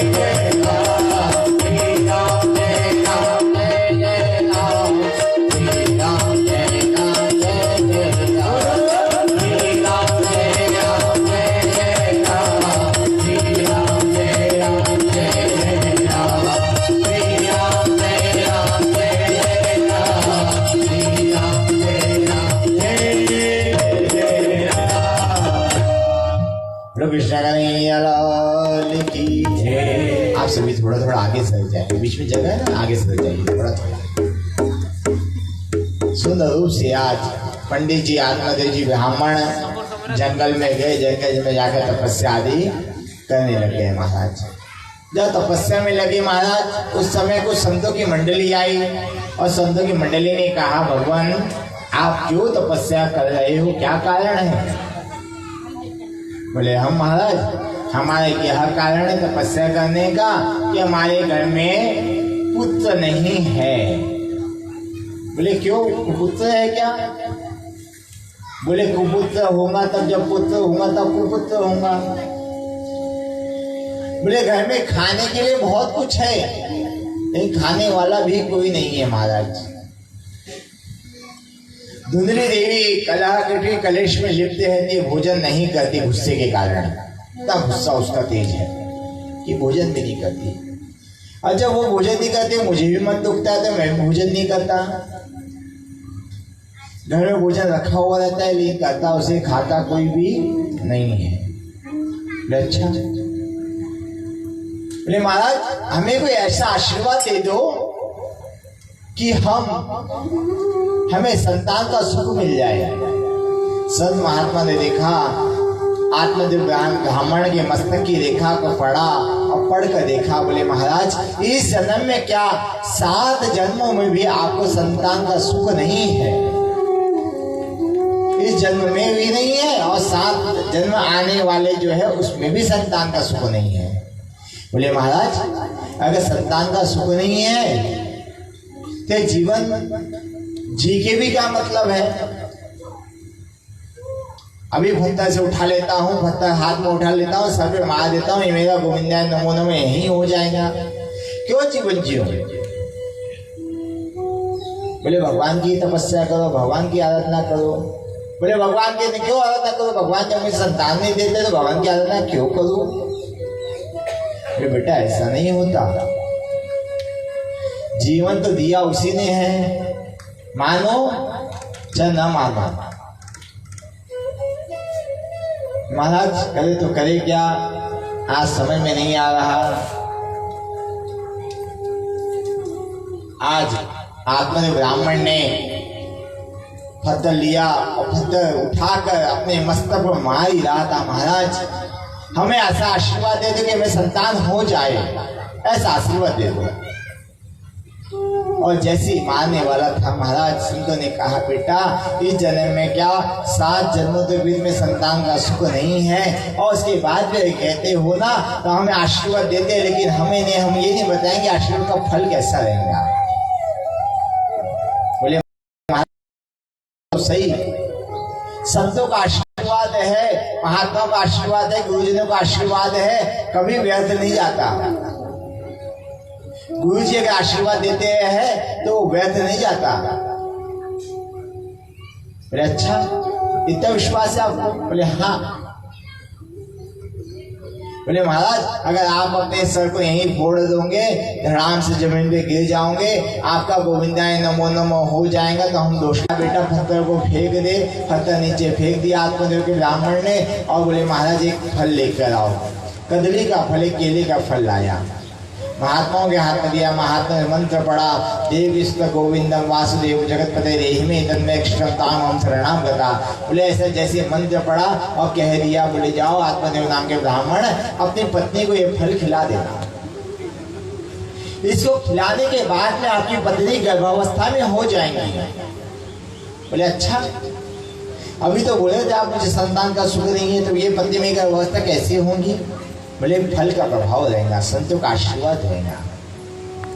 विश्वास से खिलाना, विश्वासम फलदायकम। संसार में विश्वास से बड़ा कोई चीज नहीं है। विश्वास है तो हम आपके हैं, आप हमारे हैं। और विश्वास नहीं है तो माता पिता पुत्र दामा ससुर परिवार किसी को विश्वास मत करो, कोई किसी का नहीं संसार में। महाराज विश्वास का फल संसार में बहुत अच्छा हो। जिन्हें विश्वास करके देखो परमात्मा पे, भगवान पे पर विश्वास करके, विश्वास करके बोलो भगवान हम आपके हैं, आप हमारे हैं, ऐसा बोलो लक्ष्मण लाल जी। तेरा तुझको अर्पण क्या लागे मेरा, बोल के देख रहे। वो आपका एक का सिक्का भी खर्चा नहीं होने देगा और आपको इतना देगा, भर भर मुट्ठी देगा, भर भर मुट्ठी दान देगा, धन धान्य। आप खेती करते हो तो बीज बोते समय देखते हो कि बीज सीधा लग रहा है कि उल्टा लग रहा है, देखते हो क्या? कितने लोग देखते? कौन कौन खेती करता है भैया? खेती करते हो ना, तो जब गेहूं की बाली, गेहूं का बीज बोते हो तो देखते हैं कि अंदर भूमि में जाकर कि बीज सीधा गया कि उल्टा गया, बस बीज डाल देते हो। लेकिन विश्वास है वो गेहूं के, जब आप बीज से विश्वास रखते हो इस पे गेहूं आएगा और खेती उपजाऊ बनेगी, विश्वास करते हो ना, तो खेती में बीज आते हैं, गेहूं की बाली लगती है, गेहूं आता है, धन धान्य आता है, धान्य से धन आता है। जब आप उस बीज को नहीं देख पाते जो अपने हाथ से डाल रहे हैं, उस बीज पे विश्वास करते हो, वैसे अपने इस जीवन पे विश्वास करो कि भगवान मेरे हैं और मैं भगवान का हूं। ऐसा एक बार भगवान को बोल दो। आप जिस भगवान को मानते हो ना, उस भगवान को बोल दो, हे भगवान आप हमारे, मैं आपका, बस। इसके बाद में कोई किसी का नहीं होने वाला। ये सब जो बंधन है ना हमारा, पिता पुत्र दामा ससुर, ये सब मतलब के रिश्ते नाते हैं। मतलब है तू भी मेरा, मतलब है तू भी मेरा, मतलब निकल गया तू मेरा नहीं है। ये कलयुग का प्रभाव से आज जो जन्म देती है माँ, बेटा उसी को लाते हैं, उसे मारता है ना? ठीक है बेटा, आज तेरी माँ बनी है, अगले में तू भी किसी की माँ बन सकता है। उम्र भूलना समय, प्रारब्ध कहीं नहीं जाता, किया हुआ कर्म कहीं नहीं जाता, उसका फल का भुगतान इसी जगह भोगना है। इसीलिए अपने हाथ से गलत मत करो जीवन में।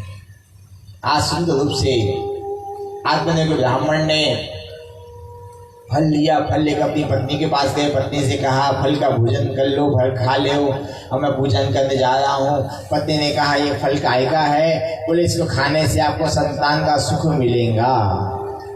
बोले संतान होंगी? बोले हाँ। बोले फिर मैं दिखूंगी कैसे, मैं खाऊंगी क्या, सोऊंगी कैसे, बोलूंगी कैसे, रहूंगी कैसे, कपड़े कैसे पहनूंगी, मेरे पेट में बच्चा कैसे रहेगा? बोले आपको क्या करना है, आपके फल खा लो ना, आपको संतान से मतलब है, मुझे संतान से मतलब है, फल खा लो। बोले अच्छा आप जाओ, मैं फल खा लेती हूँ। पंडिताई धुंधली देवी ने पति से कह दिया आप चले जाओ, मैं फल खा लूंगी। इधर पति देव चले गए। पत्नी ने सोचा कि आज मैं बहुत अच्छी दिखती हूँ, फिर कैसे दिखूंगी, फिर मेरा पेट कितना बड़ा होगा, और फूलते फूलते कब फूट गया तो क्या होगा, पति भी मेरे पास में नहीं है, फिर क्या भोजन करूंगी, जो पेट में बच्चा रहेगा, मैं कैसे रहूंगी, कैसे सोऊंगी, कैसे खाऊंगी।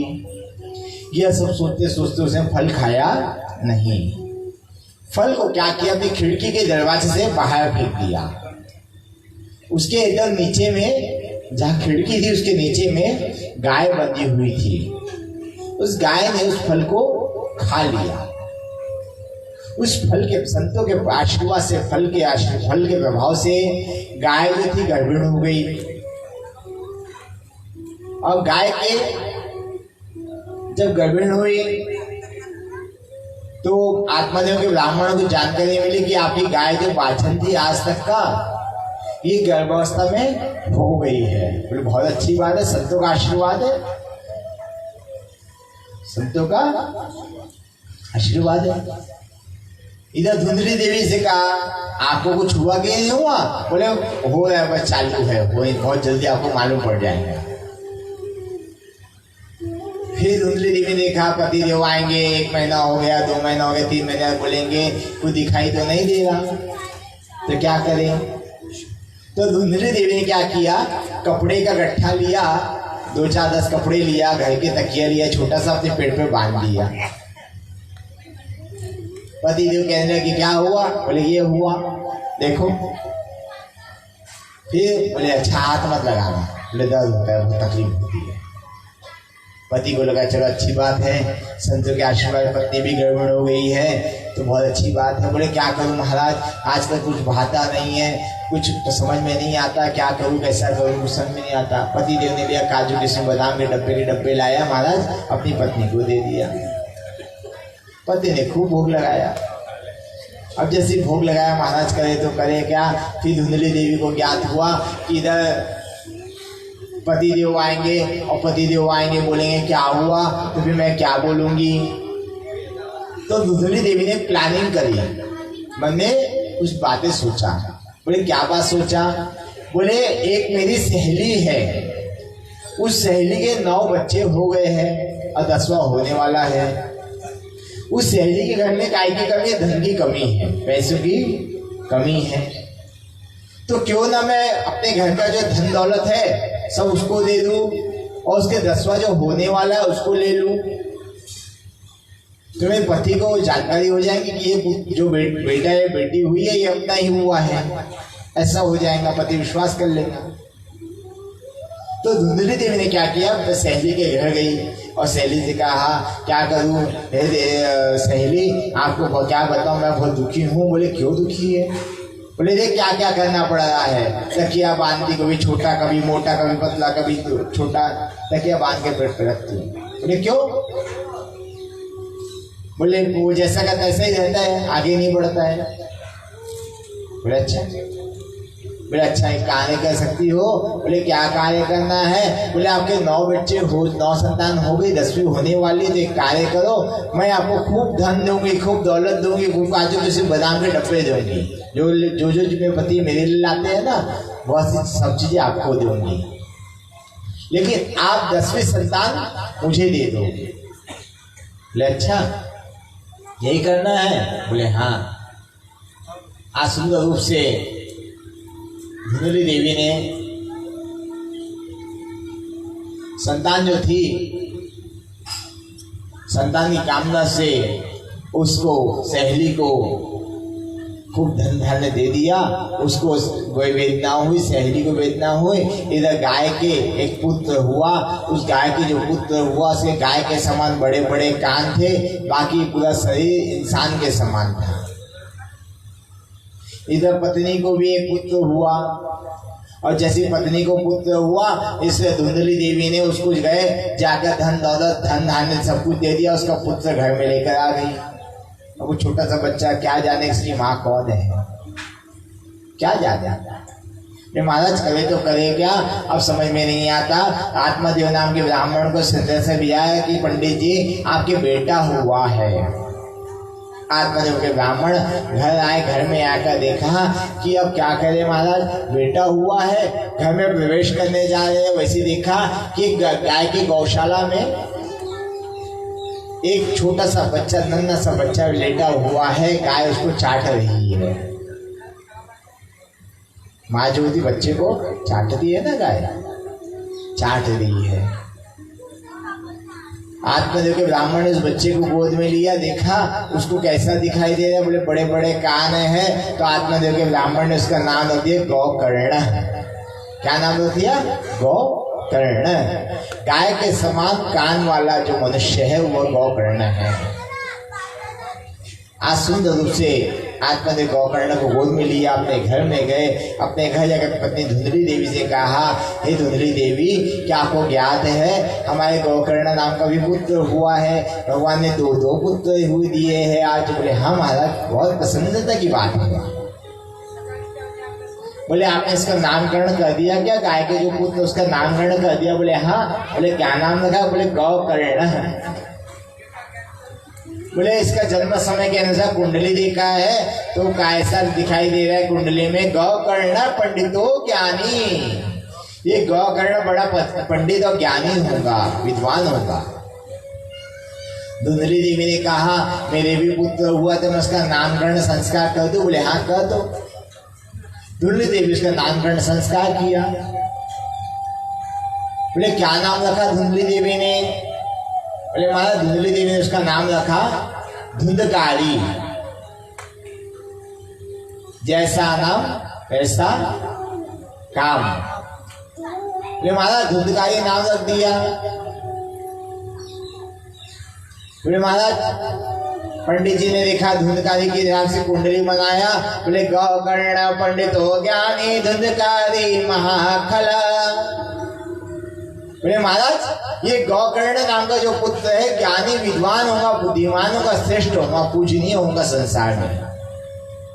और धुंधकारी नाम का जो पुत्र है ये दुराचारी होगा, पापी होगा, रोगी होगा, देशी होगा।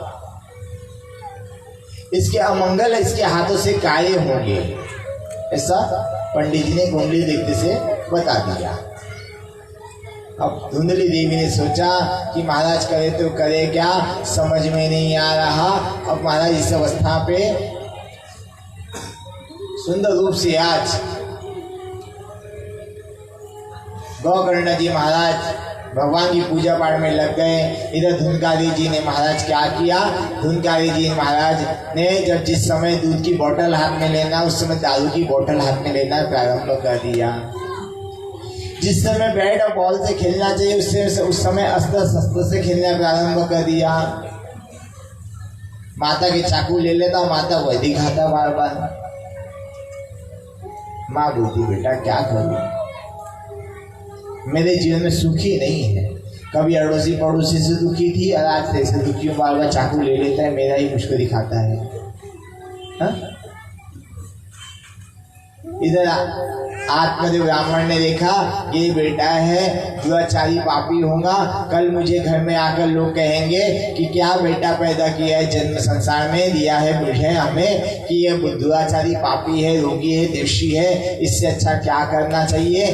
गोकर्ण जी महाराज के पास में गए। अब गोकर्ण जी महाराज के पास में जाकर आत्मदेव ब्राह्मण बैठे। गोकर्ण जी महाराज कहने लगे पिताजी क्या ऐसा हो सकता है आप भगवान की पाठ पूजा में लिप्त हो जाओ? घर को घर के हाल पे छोड़ दो, माता को माता के हाल पे छोड़ दो, पुत्र को पुत्र के हाल पे छोड़ दो। बोले भगवान भूखे उठाता है लेकिन भूखे सुलाता किसी को नहीं है पिताजी। देखा है ये भगवान रोज की व्यवस्था करता है आपकी। आपने सोचा है कि आज आप सोचना घर जाके कल क्या मिलेगा आपको। जब आप सुबह उठेंगे आपको भूख लगी रहेगी, बस आप ब्रश करते हो, अभी क्या करते हो चाय बिस्किट ये, फिर स्नान करके आए भी नाश्ता तैयार रहता है। भूखे भगवान ने उठाया है, लेकिन रात में सोते तो क्या भगवान भूखे सुलाता है आप लोगों को? किसी को नहीं सुलाता, एक चींटी को भी नहीं सुलाता भगवान। बोले पिताजी क्या इसके लिए आप एक कार्य कर सकते हो? बोले क्या कार्य करना है? बोले भगवान की भक्ति करो, बाकी कुछ मत करो अपने हाथों के द्वारा। आज सुंदर रूप से गोकर्ण जी महाराज ने सुंदर पिताजी को उपदेश देते हैं। पिताजी जाते हैं भगवान की भक्ति करते हैं। महाराज इधर बेटा गोकर्ण जी महाराज भी भगवान की भक्ति में लिप्त हो जाते हैं। और जैसे लिप्त होते हैं महाराज आगे धुंधकारी बेटा बड़े होने लगता है और बड़े होते होते बेटा 5 वर्ष का हो गया। बेटे ने क्या किया, माता से पैसा लेना चालू कर दिया। माता 1 का सिक्का देती, 10 रुपए की मांग करता, 10 देती तो 20 की मांग करता, 20 देती तो 100 की मांग करता। माता से पैसा लेना प्रारंभ कर दिया और बेटा क्या करता, पैसे का तो शराब की बोतल लाता और दाल चावल में मिलाकर भोग खाता। मांस मदिरा का सेवन करने लग गया बेटा 5 साल की वर्ष की आयु में। 10 वर्ष की आयु में बेटे ने माता को क्या किया, माता से पैसे मांगा और पैसे माता ने नहीं दिया तो माता को धक्का देके कुएं में फेंक दिया महाराज। और जैसे कुएं फेंका महाराज, करे तो करे क्या समझ में नहीं आ रहा। आज माता का गोविंदाय नमो नमः पुत्र ने कर दिया है। और जैसे पुत्र ने कर दिया माता का गोविंदाय नमो नमः, और माता के द्वारा जो गले माता के कमर में चाबी का गुच्छा था वह निकाल लिया और निकाल कर अलमारी तिजोरी खोला और तिजोरी खोलकर उसमें जो भंडार पैसा भरा हुआ था वह सब की मदिरा पी गया। नाना प्रकार के अवगुण कर लिया उस पैसे से। जो उस पैसे से अवगुण किया, माता का इधर गोविंदाय नमो नमो के पिता तो वैसे ही नहीं रहे। अब जब किसी वजह में अपार धन संपत्ति आ जाती है ना, वह सबसे पहले क्या करता है, काम करता है। आज बेटे ने क्या किया, 5 वैश्यों को पाल लिया। काम, क्रोध, मद, लोभ और ईर्ष्या, 5 प्रकार की वैश्या है, इसका पाल लिया बेटे ने। अब 5 प्रकार की वैश्या को जब पाल लिया, पहली वैश्या से काम करता, दूसरे क्रोध करता, तीसरे से काम क्रिया करता, ऐसे करते करते अपना जीवन यापन करने लग गया। एक दिन वैश्या ने बोला कि आप जितना पैसा कमाते हो या जितना पैसे लाते हो ना, इससे हमारा घर नहीं चलने वाला। हम आपके साथ इसीलिए रहती है कि हमारा घर चले, हम आपके साथ रहेंगी और अन्यथा नहीं तो हम यहाँ से चले जाएंगे। वैश्याओं ने जैसी कहा, काम, क्रोध, मद, लोभ, ईर्ष्या नाम की वैश्या जैसी कहा। महाराज इस अवस्था में धुंधकारी जी महाराज ने क्या किया कि राजा के महल में प्रवेश किया और राजा के महल में प्रवेश कर राजा के धन कक्ष में से धन का चूरा छोड़ लिया और धन को चुरा कर गठरी बनाकर मस्तक पर रख लिया। मस्तक पर लेकर वहां से चल पड़े। सैनिकों ने उसको नहीं देखा, लेकिन एक सैनिक ने धुंधकारी जी को देख लिया। वहां डरे डरे आया, बोले क्या हुआ, काम क्रोध मद लोभ नाम के ईर्ष्या नाम की वैश्या ने बोला क्या हुआ, बोले क्या बताऊं आपको, ये जब धन चुराया तो मुझे कोई ने नहीं देखा, लेकिन मुझे ऐसा लगता है कि एक सैनिक ने देख लिया है। बोले सैनिक ने, आपने धन कहाँ से लाया है? बोले धन हमने तो राजा के राजमहल में चोरी करके लाया है। बोले अच्छा, चोरी करके लाए हो तो राजा को मालूम हो जाएगा, क्या करेगा? बोले क्या करेगा, गोविंदाय नमो नमः कर देगा, बाकी कुछ नहीं करने वाला राजा। आज सुंदर रूप से आज धुंधकारी जी महाराज वैश्या से कहने लगे, हे देवी तुम चिंता मत करो, राजा आएगा तो मैं उसे समझा दूंगा, बतला दूंगा। वैश्या ने सोचा कि अगर इन्होंने नहीं समझा पाए राजा को, राजा ने इनका गोविंदाय नमो नमः कर दिया, साथ में हमारा भी कर दिया, तो हम कैसे क्या करेंगे? तो 5 वैश्याओं ने क्या किया, धुंधकारी जी को एक कुर्सी से बांध दिया। लकड़ी की कुर्सी होती है ना, उससे हाथ पैर बांध दिया रस्सी से, और रस्सी से बांध कर उसको जला दिया। जलता हुआ अंगारा उसके मुख में डाल दिया, इसका गोविंदाय नमो नमः हो जाए। ऐसा कर दिया महाराज। महाराज आगे जाकर क्या हुआ, सुंदर रूप से आज धुंधकारी जी महाराज का इधर गोविंदाय नमो नमः हो गया। काम क्रोध मद लोभ ईर्ष्या नाम की वैश्या ने धन लिया, वहां से चल पड़े महाराज। पहले के समय आपने देखा हो घर के सामने दरवाजे में कंडाला लगा हुआ था, एक कंडी लगी हुई थी ना। बोले महाराज कंडी लगा के चल दिया। अब कंडी जब लगा के चल दिया महाराज, अब करे तो करे क्या, समझ में नहीं आ रहा। गोकर्ण जी महाराज रात्रि बेले के समय अपने घर में आए, घर में आकर विश्राम कर रहे थे। उस बीच वहां देखा रात्रि बेले के समय अंधेरा ज्यादा होने के कारण से गोकर्ण जी महाराज विश्राम करने लग गए। जब विश्राम कर रहे थे गोकर्ण जी महाराज देखा कभी उन्हें गाय दिखाई दे रही है, उनके ऊपर से जाते दिखाई दे रही है, कभी भैंस दिखाई दे रहा है, कभी सांड दिखाई दे रहा है। ऐसा उनको महसूस होने लगा क्यों उनके आसपास में कोई ना कोई गजब अजब घटना हो रही है। तो गोकर्ण जी महाराज ने हाथ में जल लिया और जल लेकर कहा इस स्थान पर जो भी कोई है वह मुझे दर्शन देवे, उसकी क्या कामना है वह कामना बतावे। ऐसा हाथ में जल लेकर छिड़क दिया कमरे में। वहां से एक विराट पुरुष उत्पन्न हुआ, उसका नाम था धुंधकारी। उस पुरुष ने कहा भगवान गोकर्ण पंडितो ज्ञानी धुंधकारी महाखला। बोले गोकर्ण भाई आप मुझे पहचाने क्या? बोले भैया पहचाना तो सही हूँ, लेकिन आपका परिचय? बोले धुंधकारी, जिसका पिताजी ने जन्म संस्कार के समय ही खल नाम रख दिए थे। खल। महाराज आज जैसी बता दिया, करे तो करे क्या, समझ में नहीं आ रहा। बोले भाई आप दिखाई क्यों नहीं दे रहे? बोले क्या करूं, मैं प्रेत बन चुका हूँ, मैं भूत योनि में आ चुका हूँ, पिशाच बन चुका हूँ। बोले कि एक नाम नहीं है आपका? बोले कोई भूत नाम से जानता है, कोई प्रेत नाम से जानता है, कोई पिशाच नाम से जानता है।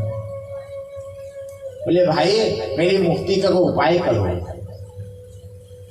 आज धुंधकारी जी ने ऐसे ही जैसे भाई को बतलाया, भाई ने सुंदर रूप से सूर्य नारायण भगवान को प्रणाम किया, भगवान से प्रार्थना है भगवान मेरे भाई की मुक्ति के लिए मैं क्या करूं। सूर्य नारायण भगवान ने कहा अपने भाई की मुक्ति के लिए एक प्रयत्न करो। बोले क्या प्रयत्न करो? बोले अपने घर की प्रेत बाधा दूर करने के लिए, पितरों को सद्गति देने के लिए, भूत प्रेत के पिशाच के से छुटकारा दिलाने के लिए एक ही कार्य करना चाहिए मनुष्य ने। बोले क्या?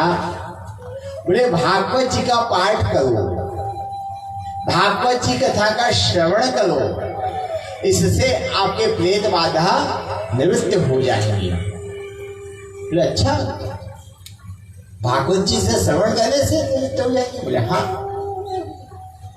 सुंदर रूप से आज भाई गोकर्ण जी ने सिंहासन लगाया और सिंहासन लगाकर भाई के लिए धुंधकारी जी के लिए आसन बिछाया। हवा आई, हवा का झोंका आया, आसन उड़ गया। जहां व्यास जी महाराज कथा कर रहे थे उसके पीछे 7 गांठ वाला एक बांस था। उस बांस के छिद्र में जाकर धुंधकारी जी महाराज विराजमान हुए और विराजमान होकर कथा का श्रवण किया।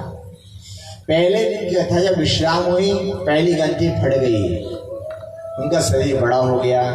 दूसरी कथा हुई, दूसरी ग्रंथि फट गई, तीसरी दिन कथा तीसरी ग्रंथि फट गई। ऐसा करते हुए 7 दिन की ग्रंथि जो थी, गांठ थी ना, वह फट गई। तो महाराज आज सुंदर रूप से जैसी गांठ 7 गांठ फट गई, वहां से विराट पुरुष उत्पन्न हुआ। बोले महाराज फिर भाई आपने बहुत अच्छा सत्कर्म किया है, मुझे लेने भगवान के दूत आए, भगवान के दूतों के साथ देव लोक की ओर जा रहा हूँ। यह भागवत जी कथा है जो आप लोग कर रहे हो। इससे आपके पितरों को, जो भी इस घर में, इस परिवार में, इस मोहल्ले में, इस नगर में जो भी इस कथा को सुनेगा ना, उसकी मुक्ति होना निश्चित है। वो प्रेत बंधन, भूत प्रेत पिशाच कुछ भी बना हो, वह सब बंधन से छूट जाएगा और उसकी मुक्ति हो जाएगी। बोलो कृष्ण कन्हैया लाल की जय। सुंदर रूप से आज मुक्ति का कोई जानकारी बोले महाराज आज सुंदर रूप से गौकर्ण जी महाराज ने देखा एक रथ आया, रथ आकर धूनकारी जी रथ में बैठ गए, देवलोक के प्रस्थान करे, है ना। बोले महाराज उस कथा भंडार बैठे सभी लोग थे, सभी लोगों ने पूछा कि धूनकारी जी कथा क्या एक ही ने सुनी है? बोले कथा जो हम ये कर रहे हैं ना, ये हम किसके लिए कर रहे थे कथा मालूम है? धूनकारी भाई के लिए। आप लोग कथा कर रहे हो, किसके लिए कर रहे हो?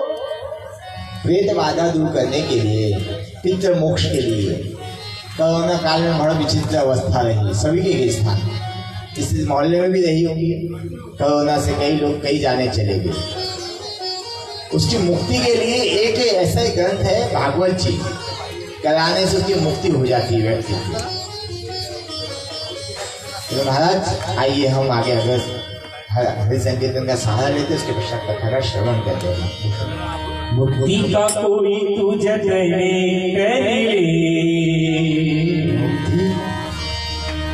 मुक्ति का कोई तुझे रोज थोड़ा थोड़ा प्रभु का भजन कर ले, रोज थोड़ा थोड़ा